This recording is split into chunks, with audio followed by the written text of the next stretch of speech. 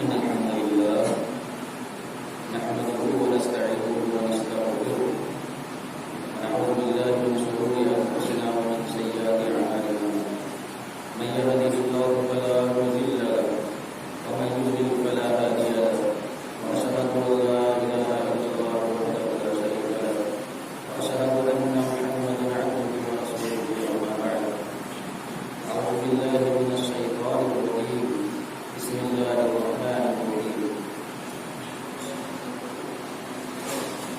يا أيها الذين آمنوا اتقوا الله حق تقاته ولا تموتن إلا وأنتم مسلمون يا أيها الناس اتقوا ربكم الذي خلقكم من نفس واحدة وخلق منها زوجها وبث منهما رجالا كثيرا ونساء واتقوا الله الذي تساءلون به والأرحام إن الله كان عليكم رقيبا يا أيها الذين آمنوا اتقوا الله وقولوا قولا سديدا يصلح لكم أعمالكم ويغفر لكم ذنوبكم ومن يطع الله ورسوله فقد فاز فوزا عظيما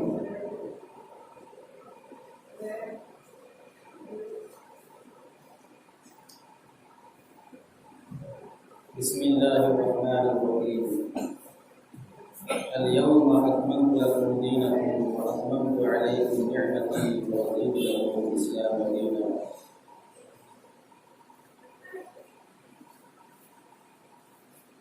رب اشرح لي صدري ويسر لي أمري واحلل عقدة من لساني يفقهوا قولي رب زدني علما رب زدني علما رب زدني علما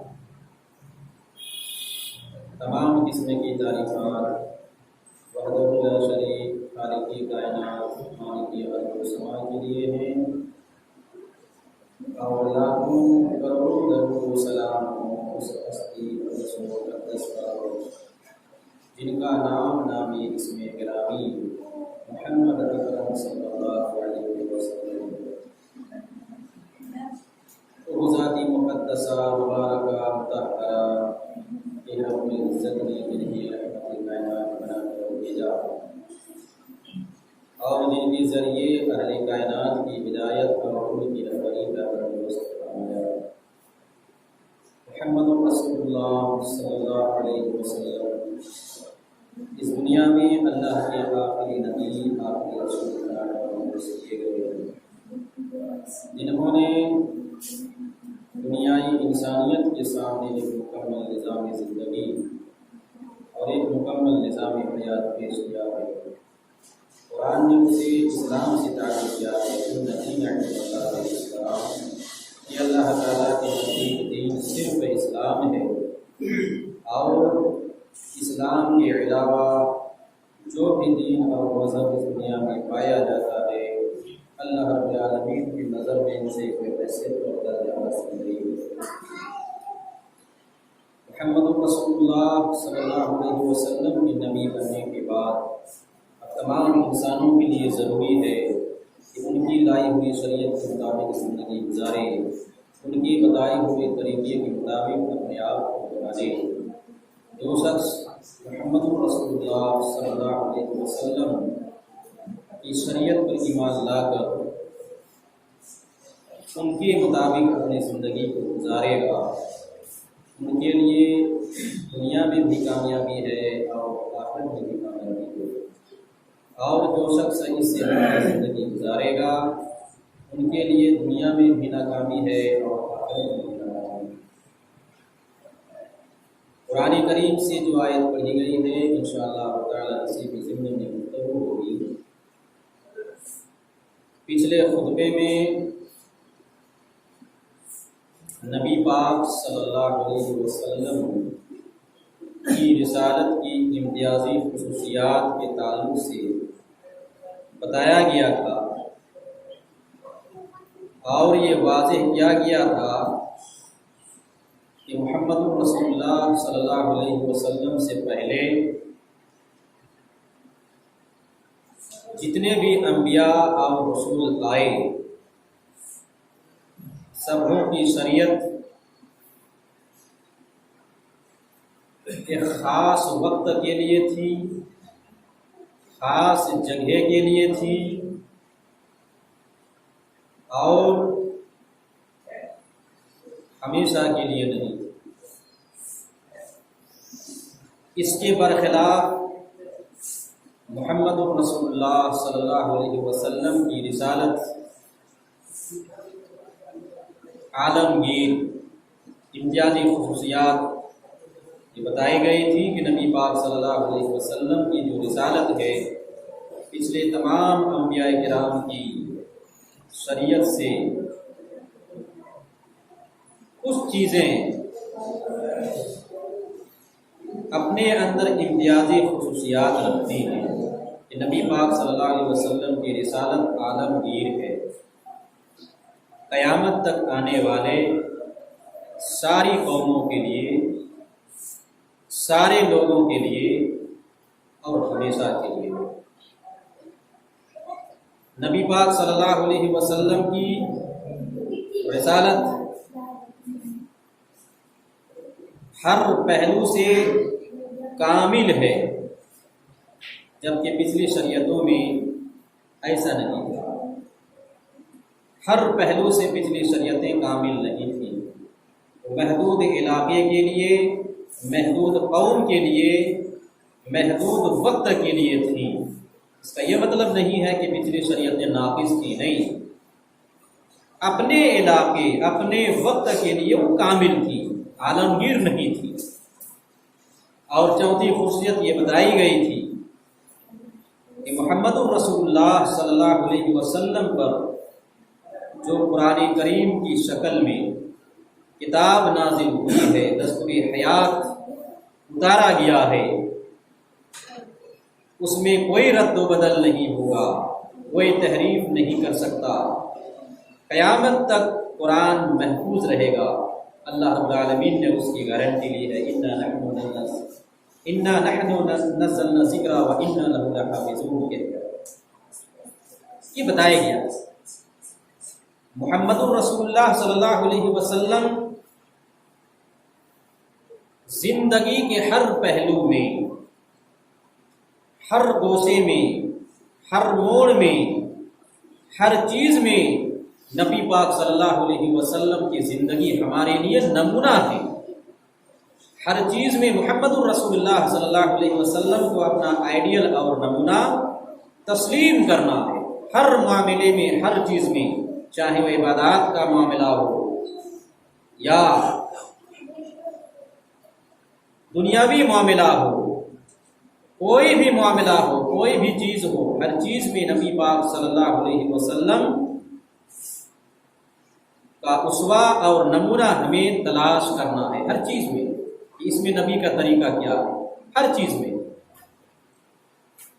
اللہ کے رسول صلی اللہ علیہ وسلم کی جو رسالت ہے، وہ شریعت ہے، وہ عالمگیر ہے، اور قیامت تک آنے والے تمام لوگوں کے لیے ضروری ہے ان کا اتباع کرنا، ان کی پیروی کرنا، ان کے نقش قدم پر چلنا۔ ہر مسئلے کا حل قرآن مجید میں، شریعت اسلامیہ میں موجود ہے۔ قیامت تک آنے والے تمام مسائل کا حل، تمام انسانوں کے مسئلے کا حل ہماری شریعت اسلامیہ میں موجود ہے۔ اسے تلاش کرنے کی ضرورت ہے، اسے فالو کرنے کی ضرورت ہے، اسے اپنانے کی ضرورت ہے۔ اسے بولتے ہیں عالمگیر۔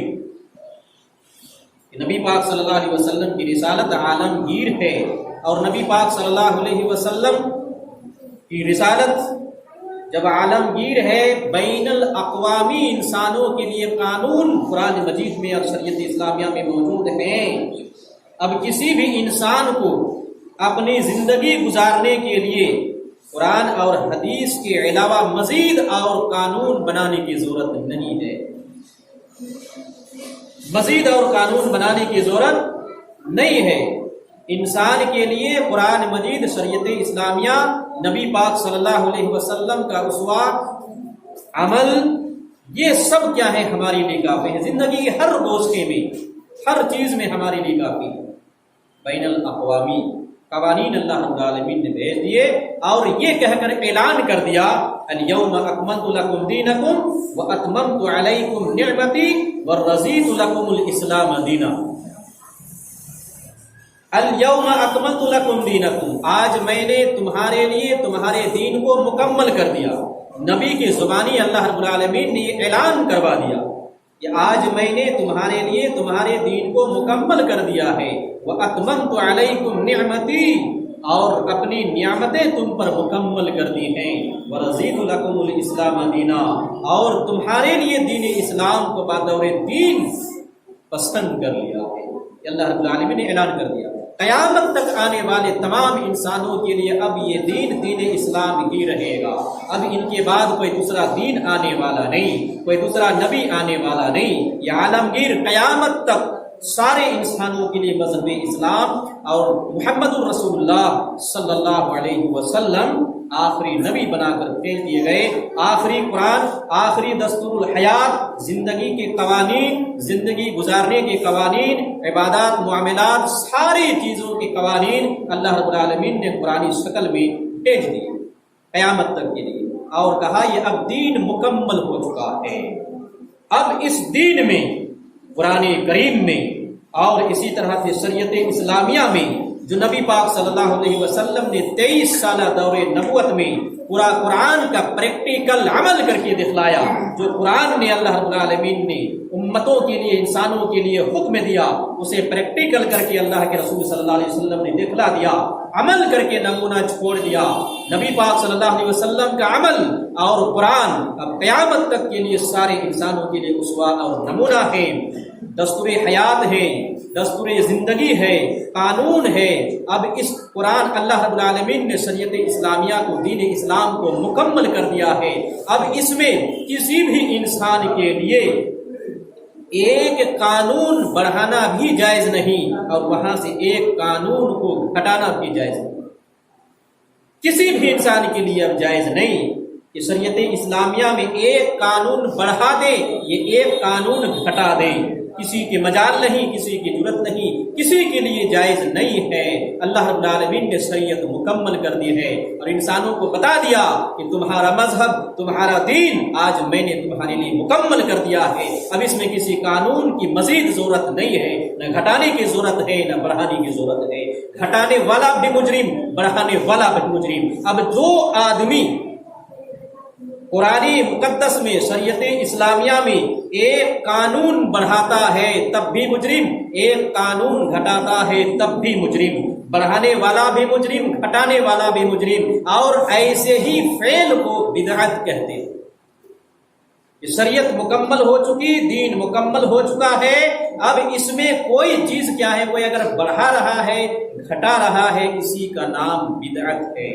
انشاءاللہ تعالی آج کے خطبے میں یہ واضح کرنے کی کوشش کی جائے گی بدعت کس کو کہتے ہیں، شرک کس کو کہتے ہیں، توحید کس کو کہتے ہیں، پھر معاشرے میں کون کون سی بدعتیں کیا ہیں رائج ہو گئی ہیں، کب سے رائج ہوئی ہیں، ان کے اسباب کیا تھے، پھر بدعتیوں کا انجام کیا ہے، پھر بدعتوں سے بچنے کا طریقہ کیا ہے، ان ساری نکات پر انشاءاللہ تعالی گفتگو۔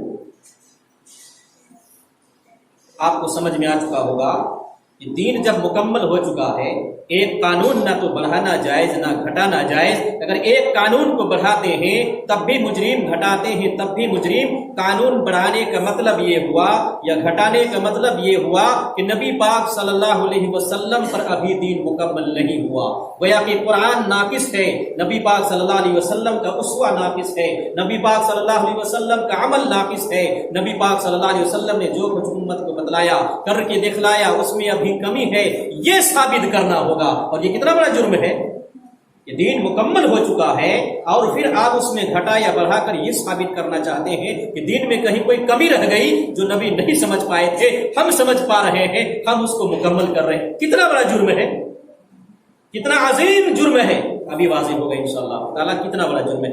ایسے ہی چیز کو بدعت کہتے ہیں، ایسے ہی چیز کو بدعت کہتے ہیں۔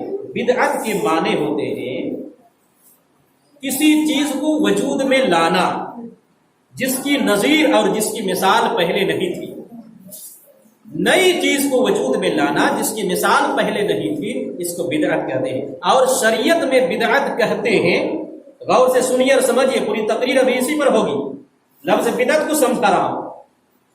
شریعت میں بدعت کہتے ہیں کہ دین سمجھ کر، نیکی سمجھ کر، دین اسلام میں نیکی اور ثواب سمجھ کر کوئی چیز داخل کر لینا، نیکی اور ثواب سمجھ کر اس کو کیا ہے انجام دینا، اس کو بدعت کہتے ہیں۔ نیکی اور ثواب سمجھ کر دین میں کوئی چیز ملا لینا، اسی کو بدعت کہتے ہیں، جو قرآن سنت میں اس کا ثبوت نہیں، نہ تو قرآن میں، نہ تو نبی صلی اللہ علیہ وسلم نے بتلایا، نہ کر کے دکھایا، نہ صحابہ کرام نے بتلایا، نہ کر کے دکھلایا، ایسی چیز کا نام بدعت ہے، ایسی چیز کا نام بدعت، اس کو بدعت کہتے ہیں۔ ابھی مزید مثالوں سے ہم سمجھائیں گے اس کو۔ توحید کہتے ہیں، یہ 3 لفظ ہے، اس کو سمجھیے۔ بدعت آپ کو سمجھ میں آ چکا ہوگا۔ توحید کہتے ہیں اللہ کو ایک ماننا، اللہ کو ایک ماننا، ان کی عبادات میں، ان کے افعال میں، ان کے اسماء و صفات میں، کہ اللہ رب العالمین ہی صرف عبادت کے لائق ہے، پوری کائنات کا نظام اللہ رب العالمین ہی کے ہاتھ میں ہے، موت و حیات کا مالک صرف اللہ رب العالمین ہے، اور اللہ رب العالمین کے اسماء و صفات یعنی اللہ رب العالمین جیسا کوئی نہیں ہے۔ اللہ رب العالمین سنتا ہے، دیکھتا ہے، سب کچھ ہے، دیکھتا ہے، سنتا ہے، ان کا اس جیسا سننا اور دیکھنا کسی کی بس کی بات نہیں ہے۔ لیس کمثلہ شیء، اللہ کی ذات جیسی کوئی چیز نہیں ہے۔ ان ساری چیزوں میں اللہ کو ایک ماننا، اس کو توحید کہتے ہیں، اس کو توحید کہتے ہیں۔ شرک، لفظ شرک کو سمجھیے، اللہ رب العالمین کی عبادت میں یا ان کے کاموں میں یا ان کے اسماء و صفات میں غیر کو شریک کر دینا، ہم پلہ قرار دینا، ہمسر قرار دینا، برابری قرار دینا۔ عبادت صرف اللہ کے لیے جائز ہے، اب اس عبادت کو غیر کے لیے بھی آپ کرنے لگے۔ سجدہ صرف اللہ کے لیے جائز ہے، اسی سجدے کو، اسی پیشانی کو غیر اللہ کے سامنے جھکانے لگے، قبروں میں جا کے جھکانے لگے، کسی مورتی کے آگے جھکانے لگے، کسی اور چیز کے آگے جھکانے لگے، غیر کے ساتھ، غیر کو آپ نے اللہ کے مساوی، اللہ کے برابر کھڑا کر دیا عبادت کو۔ دعا کرنا صرف اللہ رب العالمین، کسی غیر سے آپ نے دعا کرنے لگے۔ نظر و نیاز اللہ رب العالمین کے لیے، کسی اور کے لیے آپ نے نظر و نیاز کر دیا، یہ عبادت میں شریک کرنا ہوا اللہ کے ساتھ کسی اور کو، اس کو شرک کہتے ہیں۔ افعال میں کہ پوری کائنات کا نظام، موت و حیات کا مالک، چاند سورج دبانے اٹھانے، ساری چیزیں اللہ رب العالمین کی ملکیت میں وہی کر رہا۔ اب اس فعل میں، اس کام میں کسی اور کو شریک کرنا، کہ اللہ کے علاوہ کوئی اور بھی اولاد دیتا ہے، اللہ کے علاوہ کوئی اور بھی مصیبت میں شفا دیتا ہے، اللہ کے علاوہ کوئی اور بھی کیا ہے دولت دینے والا ہے، اللہ کے علاوہ کوئی اور بھی مصیبت دور کرنے والا ہے، وہ آپ اپنے ذہن میں، دل میں بیٹھا کر رکھے ہیں، فلاں ہے وغیرہ، ان کے کام میں یہ شریک کرنا ہوا، ان کے کام میں یہ برابری کرنا ہوا کہ دوسرے کو آپ نے اللہ کے برابر کھڑا کر دیا۔ اسماء و صفات میں بھی کیا ہے، اللہ رب العالمین جیسا، جیسے اللہ رب العالمین عالم الغائب ہے، کسی اور کو آپ نے عالم الغائب تصور کر لیا کہ نبی کے علاوہ کوئی اور بھی، یہ اللہ کے علاوہ کوئی اور بھی غیب کی چیزوں کو جانتا ہے، غیبی امور کو بتلاتا ہے، گویا کہ اللہ رب العالمین کی اسماء و صفات میں غیر کو آپ نے شریک کر دیا اللہ کے ساتھ، یہ شرک ہوا۔ آپ کو سمجھ میں آ چکا ہوگا، لفظ شرک، توحید اور بدعت، یہ سمجھ میں آ چکا ہوگا انشاءاللہ تعالی۔ تو اللہ کے رسول صلی اللہ رب العالمین نے بیان فرمایا، الیوم اکملت لکم دینکم واتممت علیکم نعمتی ورضیت لکم الاسلام دینا، دین مکمل ہو چکا ہے، اس میں کمی بیسی کی گنجائش نہیں ہے، دین مکمل ہو چکا ہے۔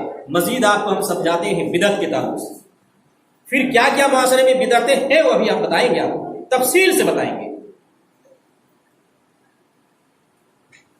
لفظ بدعت اور اس کی اصطلاحی تعریف آپ کو سمجھ میں آ چکی ہوگی۔ مثال کے طور پر اللہ رب العالمین نے ظہر کی نماز 4 رکعت فرض کی ہے، آپ اپنی طرف سے آپ اس میں دماغ لگائیں کہ 6 رکعت اگر پڑھ لیتے ہیں، 5 رکعت پڑھ لیتے ہیں، ہمارے پاس ٹائم ہے، وقت ہے، زیادہ نیکی مل جائے گی۔ دیکھیے نماز پڑھنا اچھا کام ہے کہ نہیں، برا کام تو نہیں رہے۔ آپ نے ظہر کی نماز 6 رکعت پڑھنے کے بجائے 4 رکعت پڑھنے کے بجائے 6 رکعت پڑھنا شروع کر دیں، دلیل آپ نے دیا نماز پڑھنا اچھا کام ہے، ہمارے پاس وقت ہے، ہم پڑھ رہے ہیں۔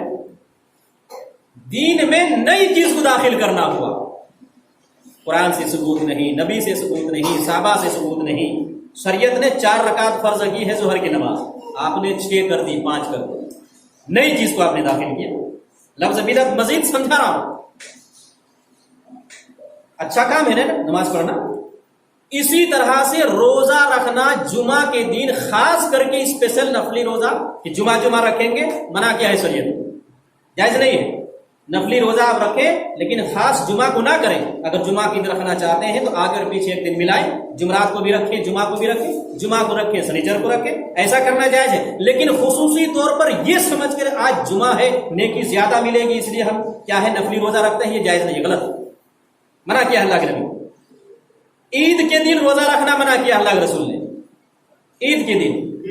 لیکن آپ نیکی سمجھ کر روزہ رکھنا نیک کام ہے، چلو آج بھی روزہ رکھ لیتے ہیں. بدعت مزید آپ کو سمجھا رہا ہوں. روزہ رکھنا اچھا کام ہے لیکن چونکہ شریعت نے وہاں پر منع کیا ہے، اس کا ثبوت نہیں ہے، اس لیے وہاں پر ہمیں نہیں رکھنا ہے. یہ میں مزید آپ کو سمجھا رہا ہوں. ایسی چیزوں کو دین میں جس نے مزید داخل کر لیا اسی کو بدعت کہتے ہیں، اسی کو بدعت کہتے ہیں. اور مزید آپ اس کو سمجھیے، ہمارے ملک ہندوستان کا جو نوٹ کرنسی چلتی ہے سرکاری مہر ہے، اس میں سرکاری نمبرات ہے، اس میں سرکاری مہر لگی، اس کا ویلو ہے. آپ کہیں بھی اس پیسے کو لے کر جائیے، خرید فروخت تو سب کچھ کر سکتے ہیں، لیکن وہی آپ اپنی طرف سے جعلی نوٹ بنا لیں. آپ نے نقل کر لی، مارکیٹ ملے گئے یا پکڑے گئے. کیوں؟ اس لیے کہ اس میں سرکاری مہر نہیں لگی ہے.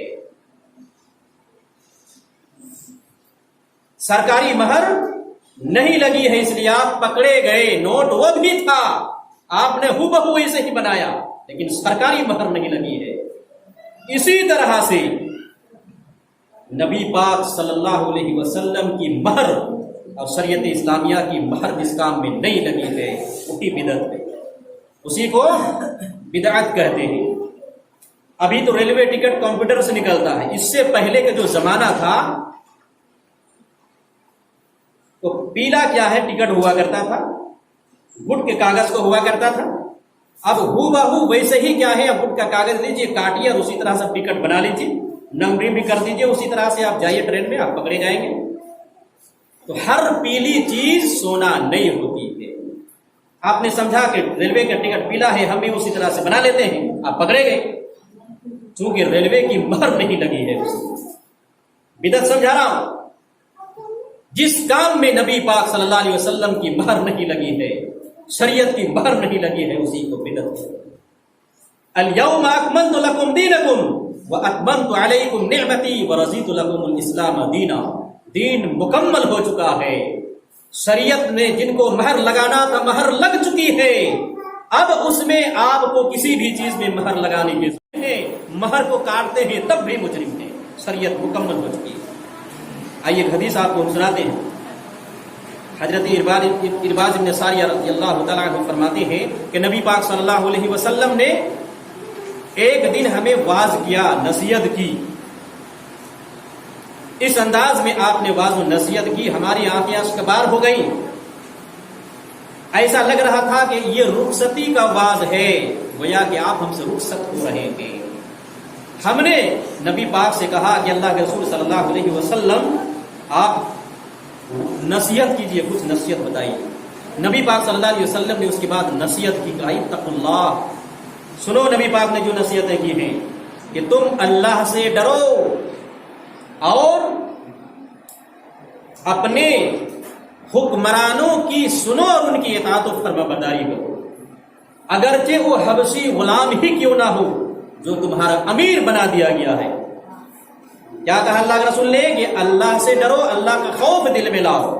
اور دوسری چیز کیا بتلائی؟ یہ جو تمہارے اوپر امیر بنا دیا گیا ہے، جس کو ان کی بات سنو، ان کی اطاعت و فرمانبرداری کرو، اگرچہ ایک حبشی غلام ہی کیوں نہ تمہارا امیر بنا دیا جائے، ان کی اطاعت و فرمانبرداری کرو. حبشی غلام کا مطلب سمجھتے ہیں، حبش ایک ملک ہے، وہاں کے لوگ اکثر کالے کلوٹے ہوا کرتے تھے. وہ بھی غلام ہو پھر کالا ہو. باقی لوگوں میں ان کی وقت کیا ہوتی ہے کہ انسان دوسرے انسان کو کیا ہے فرق کرتا ہے، یہ ہم سے چھوٹا، یہ ہم سے بڑا، یہ مرتبہ میں کم، یہ تو غلام، یہ تو آزاد. شریعت نے کیا ہے ایسا نہیں کیا. شریعت نے ویلو دیا ہے جن کا تقوی، جن کا ڈر اللہ رب العالمین کا خوف ان کے دلوں میں سب سے زیادہ ہے، وہ اللہ رب العالمین کے نظر میں سب سے زیادہ محبوب اور چہیتا ہے، باقی سب برابر. تو کہا اللہ کے رسول نے تمہارے اوپر ایک کالے کلوٹے غلام کو بھی امیر بنا دیا جو ان کی اطاعت کرنا، یہ وصیت کی، یہ نصیحت کی اللہ کے رسول صلی اللہ علیہ وسلم نے۔ اور کہا دین میں، اور کہا کہ خلفائے راشدین کی سنتوں کو مضبوطی سے پکڑ لینا، مضبوطی سے پکڑ لینا، اور دین میں نئی نئی باتوں کو، نئے نئے کام کو ایجاد کرنے سے بچنا۔ کیوں؟ اس لیے کہ ہر بدعت گمراہی ہے، ہر بدعت گمراہی ہے۔ یہ اللہ کے رسول نے کہا کہ دین میں نئی نئی باتوں کو، نئے نئے کام کو داخل کرنے سے بچنا، کیونکہ ہر بدعت گمراہی ہے۔ اللہ کے رسول صلی اللہ علیہ وسلم نے ہر بدعت کو گمراہی قرار دیا، اور اللہ کے رسول صلی اللہ علیہ وسلم ہر خطبے میں، جب بھی آپ کا خطبہ ہوتا، جب بھی آپ واعظ و نصیحت فرماتے، اللہ کے رسول صلی اللہ علیہ وسلم یہ ضرور کہا کرتے تھے فَإِنَّ خَيْرَ الْحَدِيثِ كِتَابُ اللَّهِ وَخَيْرَ الْهَدْيِ هَدْيُ مُحَمَّدٍ صلی اللہ علیہ وسلم وَشَرُّ الْأُمُورِ مُحْدَثَاتُهَا وَكُلُّ مُحْدَثَةٍ بِدْعَةٌ وَكُلُّ بِدْعَةٍ ضَلَالَةٌ وَكُلُّ ضَلَالَةٍ فِي النَّارِ۔ یہ اللہ کے رسول صلی اللہ علیہ وسلم ہر خطبے کے آغاز میں، ہر تقریر کے آغاز میں، ہر نصیحت کے آغاز میں ضرور کہا کرتے تھے۔ آئیے اس کا ترجمہ سنتے ہیں، آپ کو بدعت کی قباحتیں نہ معلوم ہوگی۔ فَإِنَّ خَيْرَ الْحَدِيثِ کتاب اللہ، سب سے بہترین بات اللہ رب العالمین کی کتاب ہے، اللہ رب العالمین کی بات ہے، قرآن مجید سب سے بہترین بات۔ فَإِنَّ خَيْرَ الْحَدِيثِ کتاب اللہ وَخَيْرَ الْهَدْيِ هَدْيُ مُحَمَّدٍ صلی اللہ علیہ وسلم، اور سب سے بہترین طریقہ، سب سے بہترین راستہ محمد الرسول اللہ صلی اللہ علیہ وسلم کا راستہ ہے۔ سب سے بہترین طریقہ، سب سے بہترین راستہ محمد الرسول اللہ صلی اللہ علیہ وسلم کا راستہ ہے۔ وخیر ہدی ہدی محمد صلی اللہ علیہ وسلم وشر الامور محدثاتها، اور سب سے بدترین کام، اس کو سننا، سب سے بدترین کام وہ ہیں جن کو لوگوں نے دین میں اپنی طرف سے گھڑ کے داخل کر لیا ہے۔ وشر الامور محدثاتها، سب سے برا کام، سب سے بدترین کام جن کو لوگوں نے اپنی طرف سے گھڑ کر دین میں داخل کر لیا ہے نیکی اور ثواب سمجھ کر۔ وشر الامور محدثاتها وكل محدثۃ بدعہ، اور ہر نئی چیز جو دین میں داخل کر لی گئی ہے بدعت ہے۔ وكل محدثۃ بدعہ وكل بدعۃ ضلالہ، اور ہر بدعت گمراہی ہے۔ وكل ضلالۃ فی النار، اور ہر گمراہی جہنم لے جانے والی ہے۔ کیا فرمایا نبی پاک صلی اللہ علیہ وسلم؟ ہر خطبے میں آپ پڑھتے تھے، ہر خطبے میں آپ بدعت کی قباحت، ان کی صنعت کے تعلق سے امت کو آگاہ کرتے رہے کہ خبردار، سب سے بہترین بات اللہ کی کتاب، سب سے بہترین طریقہ نبی پاک صلی اللہ علیہ وسلم کا طریقہ، سب سے بہترین راستہ نبی پاک صلی اللہ علیہ وسلم کا راستہ، اسے اپنانا، اسے کبھی مت چھوڑنا۔ اور سب سے بری بات، سب سے بدترین چیز، سب سے برا طریقہ وہ ہے جس کو لوگوں نے اپنی طرف سے بنا کر دین میں داخل کر لیا ہے۔ سب سے برا کام یہ ہے، اور ہر نئی چیز جو دین میں داخل کر لی گئی ہے یہ بدعت ہے، اور ہر بدعت گمراہی ہے، اور ہر گمراہی جہنم میں لے جانے والی ہے۔ آپ کو لفظ سمجھ میں آ چکا ہو گیا، یہ ہے۔ اسی لیے اللہ کے رسول صلی اللہ رب العالمین نے قرآن مجید میں فرمایا وَأَنَّ هَذَا صِرَاطِي مُسْتَقِيمًا، یہ میرا سیدھا راستہ ہے، اسی کی پیروی کرو، اسی پر چلو۔ وَلَا تَتَّبِعُوا السُّبُلَ فَتَفَرَّقَ بِكُمْ عَنْ سَبِيلِهِ، اور تم مختلف راستوں سے بچو، کہیں ایسا نہ ہو کہ سیدھا راستہ جو میں نے تمہیں دکھایا ہے اسے چھوڑ کر اور راستوں کو تم اپنا لو، وہ تمہیں بھٹکا کر سیدھی راہ سے ہٹا کر تمہیں کہیں اور لے جائے۔ یہ اللہ رب العالمین نے بیان فرمایا وَلَا تَتَّبِعُوا السُّبُلَ فَتَفَرَّقَ بِكُمْ عَنْ سَبِيلِهِ۔ یہ اللہ رب العالمین نے واضح کیا۔ ہمارے معاشرے میں بہت ساری نئی چیزیں داخل ہو چکی ہیں دین اسلام کے نام پر۔ مسلمانوں کا بہت بڑا طبقہ کیا ہے، یہ دین اسلام میں نئی نئی چیز کو داخل کر کے کیا ہے، وقتاً فوقتاً ان کو انجام دیتے رہتے ہیں اور ان کو کرتے رہتے ہیں۔ آئیے اب ان کی تفصیلات ہم آپ کو بتلاتے ہیں۔ سب سے پہلے بدعتوں کا جو ظہور ہوا آیا تو خوارج کا دور تھا۔ نبی پاک صلی اللہ علیہ وسلم کی گزرنے کے بعد خلفائے راشدین کا دور آتا ہے۔ خوارج حضرت علی اور حضرت معاویہ کی تحکیم کی اتفاق کے فیصلے کو انہوں نے انکار کیا۔ تاریخ لمبی ہے، میں صرف اشارہ کر رہا ہوں۔ انہوں نے صرف کہا کہ قرآن ہی ہمارے لیے سب کچھ ہے، اور باقی جو سنتیں وغیرہ ہیں اس کا انکار کیا۔ کہا کہ قرآن ہی کے مطابق سب کچھ کیا ہے فیصلہ وغیرہ، اور اسی طرح سے کیا ہے صحابہ کرام وغیرہ کو انہوں نے کیا ہے کافر کہنا شروع کیا وغیرہ، حضرت علی، حضرت معاویہ وغیرہ۔ بہرحال قرآن کی تعظیم میں اتنے آگے بڑھے کہ نبی کی سنتیں اور نبی کی حدیثیں انہوں نے درکنار کر دی، انکار کیا بہت ساری چیزوں کا، رجم کا انکار کیا وغیرہ، کا قرآن میں یہ سب نہیں، ہم اسے نہیں مانتے۔ یہ خوارج ہوئے، قرآن کی تعظیم اور غلو میں کیا ہے یہ اہل سنت و جماعت سے نکل گئے۔ شروعات ہو رہی ہے بدعتوں، شیعہ کا وجود ہوا اس کے بعد، انہوں نے اپنے اماموں کو معصوم گردانا۔ ان کے 12 امام ہیں، ایک لمبی تاریخ ہے، کبھی شیعہ کے بارے میں خطبہ ہوگا تو ہم تفصیل سے بتائیں گے، اشارہ صرف ہے۔ انہوں نے اپنے اماموں کو کہا کہ یہی معصوم ہے، اور یہ جو کچھ ہمیں کہہ دے یا کہہ رہے ہیں یا ان کی کتابیں جو ہے وہی ہمارے لیے سب کچھ ہے، قرآن حدیث ہمارے لیے کچھ بھی نہیں ہے، ہم اسے نہیں مانتے۔ یہ تو اور آگے خوارج سے بھی آگے گمراہی میں بڑھ گئے۔ خوارج نے کم سے کم قرآن کو مانا تھا، لیکن یہ تو قرآن و حدیث سب کچھ کیا ہے انکار کر گئے، اور صرف اماموں ہی تک محدود ہو گئے، اور اماموں کو معصوم کہا کہ یہ کیا ہے جو کچھ کہے یہی سب کچھ ہے، اور ان سے غلطیاں نہیں ہوتی۔ اس کے بعد پھر کیا ہے معتزلہ کا وجود ہوا۔ معتزلہ انہوں نے بھی کیا ہے کچھ اس طرح کی چیزیں کیا ہے ایجاد کی وغیرہ، بدعتوں کا ظہور ہونا شروع ہو گیا۔ ابھی صحابہ کرام موجود تھے، ان کی نقل و حرکت، ان کی قباحتیں، ان کی بدعتیں، شریعت کے خلاف چیزیں وہ سب دیکھ رہے تھے، سب کی انہوں نے مذمت کی۔ صحابہ کرام نے ایک ایک کر کے سب کا کیا ہے کہا، توڑ کر جواب دیا، یہ غلط ہے، یہ غلط ہے، یہ اسلام نہیں ہے، یہ شریعت نہیں ہے، شریعت یہ ہے، سب کچھ سمجھایا، ان کا جواب دیتے رہے، لیکن پھر کے وجود میں آ چکے تھے، بدعتوں کا ظہور ہونا شروع ہو گیا تھا۔ اور اس کے بعد پھر کیا ہے رفتہ رفتہ کیا ہے اہل تصوف کا وجود ہوا، اور اس کے بعد پھر کیا ہے قبروں میں کیا ہے مزاریں بنانا، قبروں کی تعمیر کرنا وغیرہ، اس طرح کی بدعتیں کیا ہے وجود میں آنے لگی، اور رفتہ رفتہ کیا ہے اس طرح سے مزید اور بدعتوں نے کیا ہے دین کے نام پر، ثواب کے نام پر، نیکی کے نام پر اپنا پیر پھیلانا شروع کیا، اور معاشرے، سوسائٹی اور پوری دنیا میں کیا ہے ایک طرح کی بدعتیں آپ پھیل چکی۔ ایک ایک کر کے آپ کو ہم اور مزید کیا ہے بدعتوں کو بتلاتے ہیں کہ معاشرے میں کون کون سی بدعتیں موجود ہے جو دھرے سے لوگ ان کو کر رہے ہیں، اسلام سمجھ کر، دین سمجھ کر، نیکی سمجھ کر۔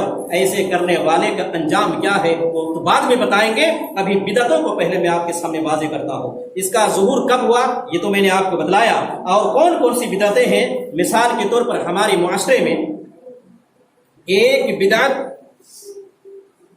تیجا اور چہلم ہے۔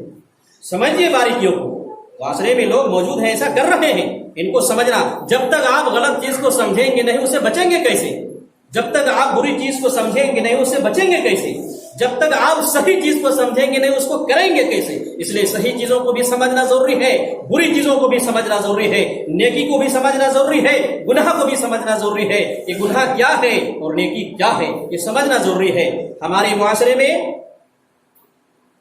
کچھ لوگوں کا، مسلمانوں کا ایک بہت بڑا طبقہ کیا ہے بدعت میں کیا ہے ملوث ہو چکا ہے، اور بہت سارے خرافات اور بدعت اور نئی نئی چیزوں کو کیا ہے اسلام کے نام پر دین میں انہوں نے داخل کر لیا ہے، اور محمد رسول اللہ صلی اللہ علیہ وسلم کی رسالت کو گویا کہ یہ مکمل نہیں مانتے، اب یہ اپنے کام، اپنے اعمال سے کیا ہے اس کو مکمل کرنا چاہتے ہیں۔ کتنے خبیث لوگ ہیں۔ دیکھیے، جب کسی کی وفات ہو جاتی ہے ہماری شریعت نے حکم دیا ہے جب تمہارا پڑوسی کوئی مر جائے تو اس دن چونکہ ان کے گھر میں غم ہوتا ہے، کھانا پینا نہیں بناتے ہیں۔ غم کی وجہ سے کیسے کھانا بنائیں گے؟ شریعت کا یہ حکم ہے باقاعدہ طور پر کہ جب تمہارا پڑوسی مر جائے تو تم کیا ہے اڑوس پڑوس ان کے گھروں میں کھانا پہنچا دیا کرو، تاکہ وہ لوگ جو اس دن غم کی وجہ سے کھانا نہیں بنائے ہیں وہ کھائیں، یا اس طرح سے ان کے رشتہ دار وغیرہ جو آ گئے ہیں یہ تعزیت میں، وہ بھی کیا ہے اس میں کھا لیں گے۔ یہ شریعت کا حکم ہے، یہ شریعت کا نظام ہے کہ غم کا وقت ہے ان کے گھر میں آج چولہا نہیں جلے گا، چونکہ کوئی عزیز، کوئی رشتہ دار ان کا دنیا سے جا چکا ہے، غم کا پہاڑ ان کے اوپر ٹوٹ چکا ہے، اس لیے ان کے گھر میں آج خوشی نہیں ہے، اس لیے کس خوشی میں وہ کھانا بنائیں گے اور کھائیں گے؟ غم اور غموں سے نڈھال ہے ان کے بچے، بوڑھے، مرد، عورت سب، اس لیے اوروں کو حکم دیا گیا کہ تم آج ان کے گھروں میں کھانا پہنچاؤ اور انہیں تعزیت کرو، انہیں تسلی دو, غم سے ان کو نکالو, تسلی دو, ان کو سمجھاؤ کہ یہ مصیبت ہر گھر میں آنے والی ہے. اللہ کو کیا ہے یہ ان کے اتنے ہی دن حیات تھی, یہ دنیا سے کیا ہے اب جا چکا, اللہ کا پیارا ہو چکا ہے, ان کے پر غم کرنے کی ضرورت نہیں ہے, اللہ اس کا بہتر نعم البدل عطا فرمائے. اس طرح سے جا کر ان کو سمجھاؤ, ان کے غم کو کم کرو, اور کیا ان کے گھروں میں جا کر کھانا پہنچاؤ. یہ شریعت کا حکم ہے, یہ کیا ہے, شریعت کا حکم ہے. لیکن آج مسلمانوں کے ایک طبقہ میں ہو کیا رہا ہے وہ میں بتلا رہا ہوں, اسی کو تیجا اور چہلم کہا جا رہا ہے. غور سے سنیے, جو باہر بیٹھے ہیں وہ بھی, جو اندر بیٹھے ہیں وہ بھی, اور میری مائک کی آواز کیا ہے گاؤں میں گونج رہی ہوں گی, میری ماں اور بہنیں بھی کیا ہے اپنے کانوں سے کیا ہے میری مائک کی آواز کو سن رہی ہوں گی. وہ سارے کام کو چھوڑ کر آج کے خطبے کو سنیں کہ معاشرے میں ہو کیا رہا ہے, لوگ کر کیا رہے ہیں اور کتنا برا ہے. تیجا اور چہلم کہتے ہیں کہ کیوں کوئی آدمی جب مر گیا تو تیسرے دن کیا ہے اس میت کے گھر میں گاؤں والے مل کر کھانا کھاتے ہیں, اسی کو تیجا بولتے ہیں. چہلم کہتے ہیں 40ویں دن کیا ہے اس میت کے گھر میں کیا ہے ایک بڑی پارٹی ہوتی ہے, جیسے بیاہ شادی وغیرہ میں کیا ہے ایک بڑا فنکشن ہوتا ہے, تقریب ہوتی ہے, کھانے پینے کا اہتمام ہوتا ہے, لوگوں کو بلایا جاتا ہے. گمراہ فرقہ مسلمانوں کا ایک بہت بڑا طبقہ بدعت کو انہوں نے کیا ہے دین میں داخل کیا. نبی کا حکم کیا تھا موت کے وقت کہ دوسرے کے گھروں میں کھانا پہنچانا, ان کے غم کو کم کرنا.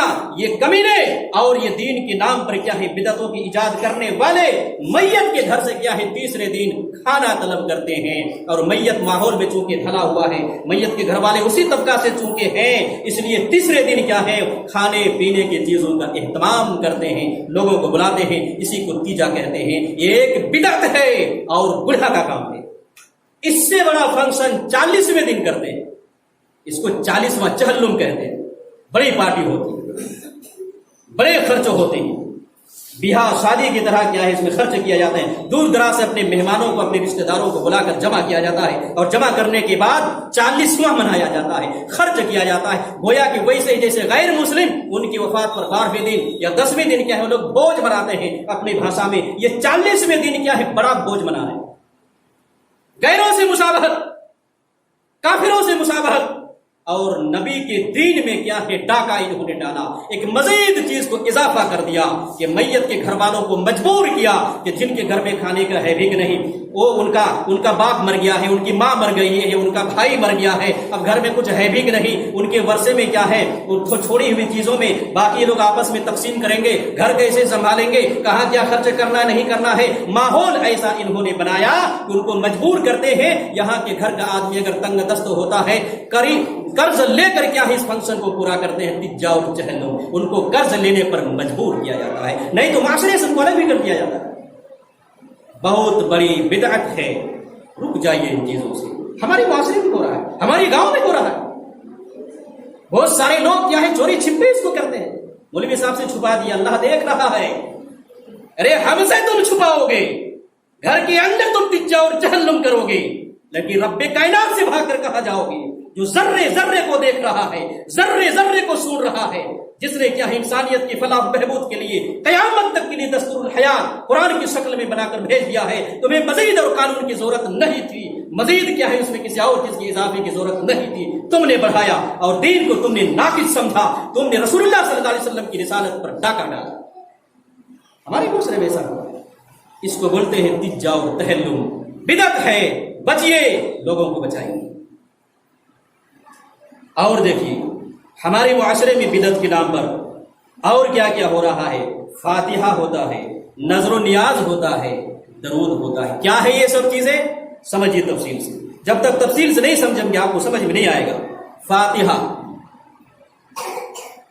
کھانے میں کیا ہے سورہ فاتحہ کو پڑھتے ہیں. کھانے میں پکوان ہے, مولوی کو بلایا, سورہ فاتحہ پڑھوایا, پڑھے تب کھانا کھائے گا, تب کھانا کھائیں گے گھر والے, یا مہمانوں کو بلائے ہیں تب کھائیں گے. یہ فاتحہ ہو. نظر و نیاز, نظر و نیاز, کسی نے نظر مانی کہ میرا یہ فلاں کام ہو گیا, یا فلاں مقدمے اگر ہم جیت گئے, یا کیا ہے فلاں چیز میں ہم اگر کامیاب ہو گئے, تو اب یہ نظر مانتا ہے, نیاز کرتا ہے. کیا چیز ہے, محرم کی 10ویں تاریخ کو ہم لوگوں کو شربتیں پلائیں گے. रबी उस्सानी की 11वीं तारीख को हम मिठाइयां बांटेंगे, शबे बरात में हम हलवे बनाएंगे, लोगों को खिलाएंगे, फातिहा और दरूद कराएंगे। यह है नजर नियाज। दीन में क्या है, नई चीजों को लोगों ने दाखिल किया। दरूद शरीफ, खाने में क्या है, दरूद पढ़वाते हैं। एक एक तफसील बतलाएंगे आपको। एक वाकये में बतलाता हूं। मैं अपने रिश्तेदार में गया था, बरेली है वो, शादी का मौका था, खाने का वक्त हो रहा है, दोपहर हो चला है, खाना किसी को नहीं दे रहा है, हमको भी भूख लगी हुई है, खाना नहीं दे रहा है, मैं इंतजार कर रहा हूं कब खाना बने। हो गया, सारा कुछ रेडी है, तैयार है। हमको क्या मालूम, बड़े बड़े मुल्ले को बुलाकर लाए गए, दाढ़ी वाले, टोपी वाले, ऊंची टोपी वाले, 4-5 की शक्ल में मोटे मोटे तोंद वाले आए, उनको बैठाया गया इज्जत एहतराम के साथ। एक कमरे में देख रहा हूं सब हो क्या रहा है, एक कमरे में बैठाया गया और वो जो खाना क्या है शादी के लिए तैयार है, जो सारे मेहमानों को बुलाकर उन्होंने जमा किया है, हम भी उसमें शामिल है, खाना खिलाया जाएगा। कैसे खिलाया जा रहा है, फातिहा क्या हो रहा है, नजर नियाज क्या है, दरूद क्या हो, मैं समझा रहा हूं। मैंने मुशाहिदा किया है, बुलाया गया इन लोगों को, फिर खाना निकलवाया गया प्लेट में, इन बड़े बड़े मुल्लाओं, ऊंची टोपी वाली बड़ी तोंद वालों के सामने रखा गया और सबों ने फातिहा पढ़ी, दरूद पढ़ा, खाने में सब किया। ये सब पहले खाए, अपना पेट भरे, अब ऐलान हुआ कि बाकी सब मेहमानों और गांव वालों को अब खिला सकते हो। ये है दरूद, ये फातिहा। नई चीज को बिदअत और नई चीज को क्या है, इन्होंने दीन में दाखिल कर लिया। खाना खाने से पहले नबी की तालीम है, शरीयत का हुक्म है, बिस्मिल्लाहिर्रहमानिर्रहीम पढ़ना। दरूद पढ़ने का तो हुक्म नहीं, फातिहा कराने का तो हुक्म नहीं। खाने से पहले, पीने से पहले क्या करना चाहिए, बिस्मिल्लाह कहने का हुक्म है। नबी पाक सल्लल्लाहु अलैहि वसल्लम की शादियां हुई, आपने भी वलीमा कराया, क्या आपने फातिहा किया उस खाने में, आपने दरूद पढ़ा उस खाने में? नहीं पढ़ा आपने। सहाबाए किराम के यहाँ वलीमा हुए, खाने हुए, तकरीबें हुई, दावतें हुई, कभी फातिहा हुआ और कभी क्या है दरूद पढ़ा गया? नहीं पढ़ा गया, नहीं किया गया। आज के मुसलमानों का एक बड़ा तबका जो दीन को मुकम्मल ये कर रहा है, ये समझ रहा है कि दीन मुकम्मल नहीं हुआ, हम मुकम्मल कर रहे हैं, दीन में डाके डालने वाले। फातिहा दरूद आपको समझ में आ चुका होगा। तो खाने में बिस्मिल्लाह पढ़ने का हुक्म है, सूरा फातिहा पढ़ने का हुक्म नहीं है, दरूद पढ़ने का हुक्म नहीं है, बिस्मिल्लाह पढ़ने का हुक्म है, सूरा फातिहा पढ़ने का हुक्म नहीं है। सूरा फातिहा जहां पढ़ना था वहां ये नहीं पढ़ते हैं और मुक्तदियों को कहते हैं कि यहां पढ़ने का नहीं पढ़ना है। नमाज के बारे में नबी ने फरमाया, ला सलात लिमन लम यक़रा बिफातिहतिल किताब, जो नमाज की हर रकात में चाहे मुक्तदी हो, चाहे इमाम हो, मुनफरिद हो या जमात के साथ हो, अगर वो सूरा फातिहा नहीं पढ़ता है तो उसकी नमाज नहीं होगी। ये नबी के ऐलान है। ये बड़ी टोपी वाले, बड़ी तोंद वाले और ये क्या है ऊंची टोपी वाले, ये अपने मुक्तदियों से कहते हैं नमाज में सूरा फातिहा पढ़ने की जरूरत नहीं है। जहां पढ़ने का हुक्म था उनके बगैर नमाज नहीं है, वहां ये मना करते हैं, और जहां करना ही नहीं था वहां इन्होंने सूरा फातिहा उठाकर लाकर रख दिया और कहा पढ़ो तब खाना खाओ। किस कदर दीन में इन्होंने नई नई चीजों को दाखिल कर लिया और लोगों को गुमराह करके रखा हुआ है पेट पालने के लिए। फातिहा समझा रहा हूं, दरूद समझा रहा हूं। दरूद के बारे में नबी पाक सल्लल्लाहु अलैहि वसल्लम ने कहा, नमाज जब मुकम्मल हो जाए और 2 रकात में जब तुम बैठ जाओ, तशहुद पढ़ो, अगर उसी में क्या है सलाम भी फिरना है, तशहुद के साथ दरूद भी पढ़ना है। दरूद क्या है, अल्लाहुम्मा सल्ली अला मुहम्मद व अला आलि मुहम्मद कमा सल्लैता अला इब्राहीम व अला आलि इब्राहीम इन्नका हमीदुम मजीद, अल्लाहुम्मा बारिक अला मुहम्मद व अला आलि मुहम्मद कमा बारकता अला इब्राहीम व अला आलि इब्राहीम इन्नका हमीदुम मजीद। तशहुद में पढ़ने का हुक्म दिया। 2 रकात बैठकर पढ़ना है, फिर सलाम फिरना है, उसमें पढ़ने का हुक्म दिया है। नबी पाक सल्लल्लाहु अलैहि वसल्लम ने वहां पढ़ना है दरूद, खाने में दरूद पढ़ने का हुक्म नहीं दिया। खाने में दरूद पढ़ने का हुक्म नहीं दिया, यहां दरूद पढ़ना है। और दरूद की इतनी फजीलत कि जो आदमी एक मर्तबा नबी, सही मुस्लिम की हदीस है, एक मर्तबा नबी पर दरूद भेजता है, अल्लाह उनके ऊपर 10 रहमतें नाज़िल करता है। इतना मकाम। और जुमे दिन की और फजीलत है, जो जुमा के दिन नबी पर दरूद पढ़ेगा, दरूद भेजेगा, अल्लाह के फरिश्ते मुकर्रर हैं कि नबी तक ये दरूद पहुंचाए जाते हैं। और कयामत के दिन अल्लाह के रसूल सल्लल्लाहु अलैहि वसल्लम बताते हैं, जो मुझ पर दरूद और सलाम भेजता है कयामत के दिन मेरी सिफारिश का हकदार होगा। मैं कयामत के दिन उनके साथ होऊंगा, मैं उनकी सिफारिश करूंगा। औलन नास बि यौमुल क़यामा अक्सरुहुम अलैया दरू सलातन, जो आदमी मुझ पर सबसे ज्यादा क्या है दरूद भेजता है, दरूद पढ़ता है, कयामत के दिन मैं उनके साथ रहूंगा, उनकी सिफारिश करूंगा। درود پڑھنے کی فضیلت ہے، لیکن مقام بتلایا، جگہ بتلائی کہاں پڑھنی ہے۔ ان بدعتیوں نے اور گمراہ فرقہ نے کیا ہے اس کا محل بھی بدلا اور کھانے میں اٹھا کر لے گئے اور کہا یہ حد بدعت۔ میں دکھا رہا ہوں کہ دین میں اس طرح کی بدعتیں داخل ہو چکی ہیں، تجا کے نام پر، چہلم کے نام پر، فاتحہ کے نام پر، نذر و نیاز کے نام پر، درود کے نام پر، یہ سب چیزیں کیا ہے ہمارے دین میں لوگوں نے داخل کر دی ہیں۔ اور آئیے، یہ سفر کا مہینہ چل رہا ہے، اس کی جو بدعت اور منحوسیت تھی جو میں نے پچھلے خطبوں میں کیا ہے آپ کے سامنے واضح کیا، اس کے بعد جو اسلامی مہینہ تیسرا مہینہ کیا ہے ربیع الاول کا مہینہ آ رہا ہے، اس میں بھی لوگوں نے کیا ہے بدعتوں کو ایجاد کیا ہے اور عید میلاد النبی کا جشن ہی منا دیا۔ ربیع الاول کے مہینے میں کیا ہے نبی محترم صلی اللہ علیہ وسلم کی ولادت ہوئی، اس خوشی میں برتھ ڈے مناتے ہیں، جنم دن مناتے ہیں، خوشیاں مناتے ہیں، اور اس بدعت کو کیا ہے بڑے شور و ہنگامے کے ساتھ کیا ہے اس کو انجام دیتے ہیں۔ انشاءاللہ تعالی اگلے خطبے میں کیا ہے اس کے بارے میں آپ کو بتلایا جائے گا کہ برتھ ڈے منانا ہمارے مسلمان کیا ہے کہ گمراہ فرقہ نے کیا ہے کہ ملایا، کب سے انہوں نے کیا ہے ان کی شروعات کی ہے اور کس طرح سے زور و شور کے ساتھ آج کیا ہے اس بدعت کو عید میلاد النبی کے نام پر کیا ہے یہ منا رہے ہیں۔ انشاءاللہ تعالی اگلے خطبے میں کیا ہے اس بدعت کے بارے میں کیا ہے واضح کیا جائے گا۔ اللہ رب العالمین سے دعا ہے کہ اللہ تعالی ہم تمام مسلمانوں کو صحیح معنوں میں شریعت اسلامیہ کو سمجھنے، شرک، توحید اور بدعت کو سمجھنے کی توفیق عنایت فرما۔ اللہ رب العالمین تو ہم سب کو شرک اور بدعت اور خرافات سے محفوظ کر لے اور توحید پر گامزن کر دے۔ اللہ رب العالمین ہم سب گنہگار ہیں تو ہم سب کے گناہوں کو بخش دے، معاف کر دے۔ اے اللہ ہم سے پہلے جو لوگ بھی ایمان کے حالت میں دنیا سے جا چکے ہیں اللہ رب العالمین تو ان کی مغفرت عطا فرما۔ اے اللہ جہاں کہیں بھی مسلمان پریشان حال ہیں ان کی پریشانیوں کو دور عطا فرما۔ اے اللہ رب العالمین جہاں کہیں بھی مسلمانوں کے اوپر ظلم ستم ہو رہے ہیں اللہ انہیں خوشحالی کی زندگی عطا فرما۔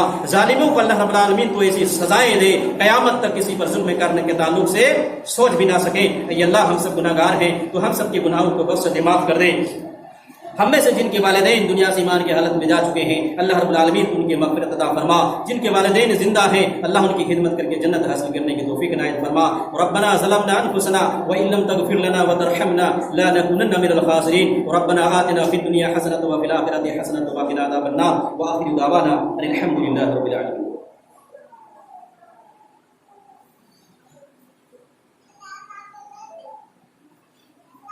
ان الحمد لله نحمده ونستعينه ونستغفره ونعوذ بالله من شرور انفسنا ومن سيئات اعمالنا من يهده الله فلا مضل له ومن يضلل فلا هادي له واشهد ان لا اله الا الله وحده لا شريك له واشهد ان محمدا عبده ورسوله اما بعد اعوذ بالله من الشيطان الرجيم بسم الله الرحمن الرحيم يا ايها الذين امنوا صلوا عليه وسلموا تسليما اللهم صل على محمد وعلى ال محمد كما صليت على ابراهيم وعلى ال ابراهيم انك حميد مجيد اللهم بارك على محمد وعلى ال محمد كما باركت على ابراهيم وعلى ال ابراهيم انك حميد مجيد ان الله يأمر بالعدل والإحسان وإيتاء ذي القربى وينهى عن الفحشاء والمنكر والبغي يعظكم لعلكم تذكرون ولذكر الله تعالى أعلى وأعلى وجل وتم وهم أكبر۔